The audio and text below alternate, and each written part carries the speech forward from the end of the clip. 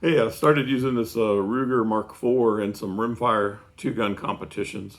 That's where you have a rifle and a pistol and you rapid fire shooting steel targets. And I was using a Ruger Mark II, but I switched over to the Mark IV just to see. I really wanted to see how it'd go, and didn't go so good the first time. I mean, the gun worked flawlessly, but it's not. I didn't shoot it nearly as well as the Mark II. But I'm going to give it one more chance. I really haven't had much time to practice with it.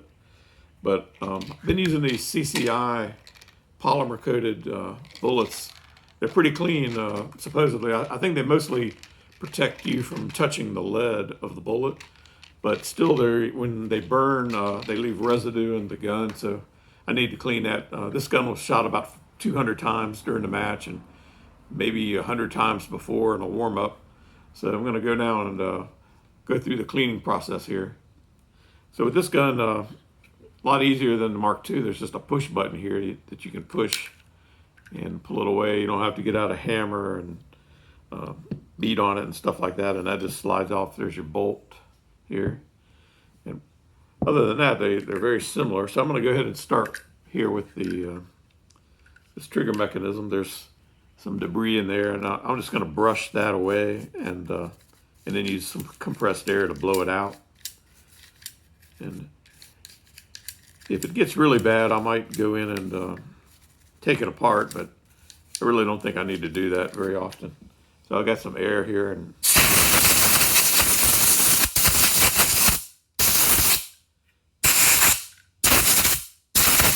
just go through there and get rid of all the whatever's built up on it. And so now I'll turn my attention to the bolt here. I'll just pop this little spring off here.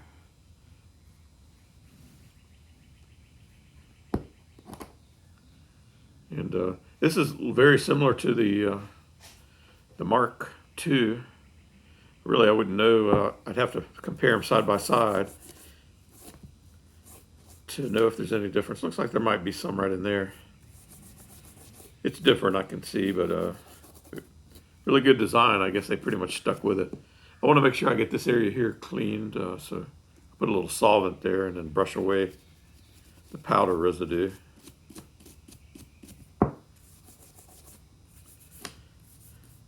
I usually just like to keep my guns pretty much free of oil. I put a little on there, but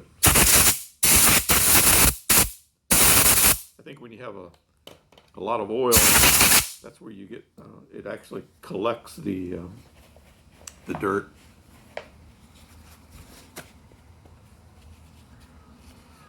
So I just use the oil very sparingly.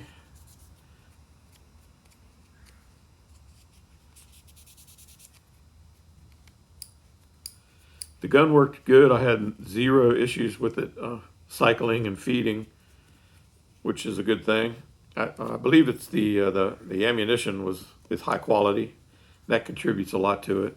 I think the way they package the ammunition is protects the primers from getting beat up and getting banged around and maybe ceasing to work. So here's the spring, pretty clean. So I'll put it back together now. So I clean these pretty much every time I use them, so they do get a lot of attention. Got the spring back in. Now I'll work on the barrel here. Barrel looks pretty clean. Just put a little solvent in here. Want to get whatever the residue is that builds up inside here where the bolt slides. I want to keep that clean, and then also where the breech is, all that, and the feed ramp. Make sure all that area is cleaned. So brush it away, and then I'm gonna use air on this one and blow that out again. You definitely want to have some safety glasses on when you're using compressed air.